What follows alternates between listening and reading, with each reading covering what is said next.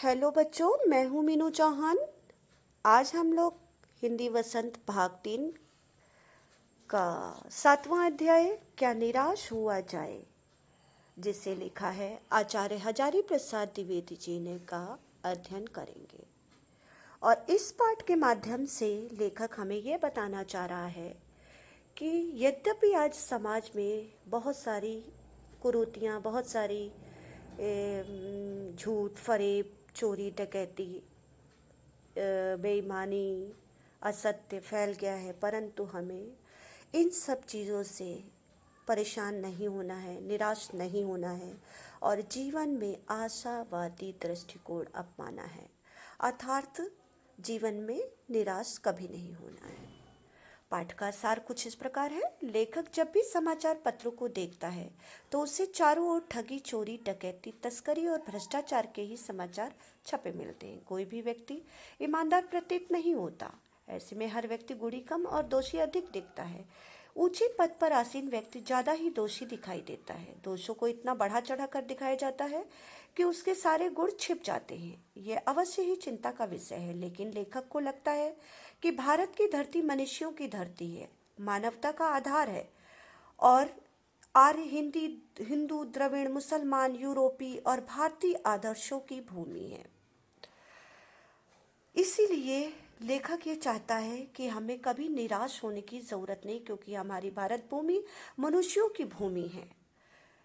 मिलन भूमि मानव महासमुद्र कभी सूख नहीं सकता। अर्थात भारत को सभी संस्कृतियों का मिलन का स्थान है। ये तो मानवता का विशाल सागर है, जहाँ विभिन्न प्रकार की जातीय बूंदें मिलकर एक रूप ग्रहण करती हैं। आजकल कुछ इस तरह का वातावरण बना हुआ है कि परिश्रमी और भोले भाले परेशान हैं तथा फरेब का व्यापार करने वाले उन्नति करते जा रहे हैं। इस माहौल में ईमानदारी, सच्चाई, मेहनत और बेबसी बनकर रह गई है। इससे जीवन के मानवीय मूल्यों के प्रति लोगों की आस्था विचलित होने लगी है। भारत में कभी भी भौतिक चीजों को मान्यता नहीं दी गई। यहाँ मनुष्य के आंतरिक भावों को ही विशेष माना गया है। भोले भाले लोगों के हृदय में लोभ, मोह, काम, क्रोध का भाव रहता है, परंतु उन्हें प्रधान मानकर अपने मन के उनके इशारों पर चलाना उचित नहीं माना गया, बल्कि संयम से उन्हें बांधने का प्रयास किया गया है। इस देश में करोड़ों करोड़ों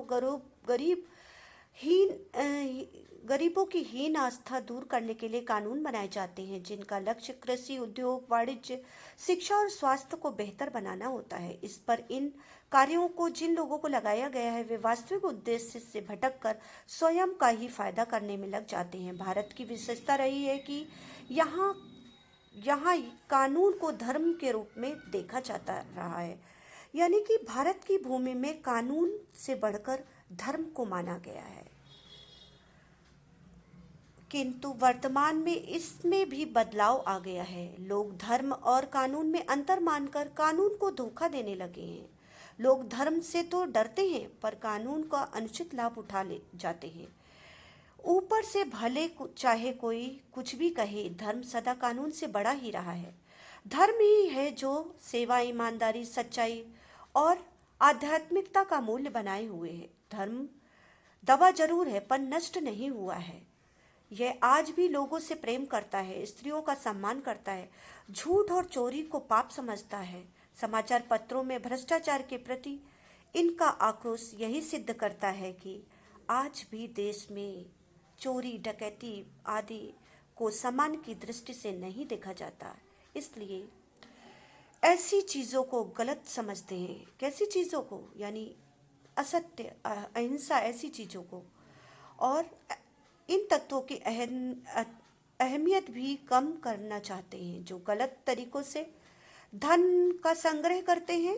लेखक बुराई का पर्दाफाश करना समझता है, पर किसी के आचरण का गलत पक्ष उजागर करते हुए रस का आनंद लेना अच्छी बात नहीं समझता। वास्तव में अच्छाई को रस लेकर उजागर करना चाहिए। अच्छी बातों को उजागर करने में दूसरे के मन में अच्छी भावनाएं जागृत होती हैं।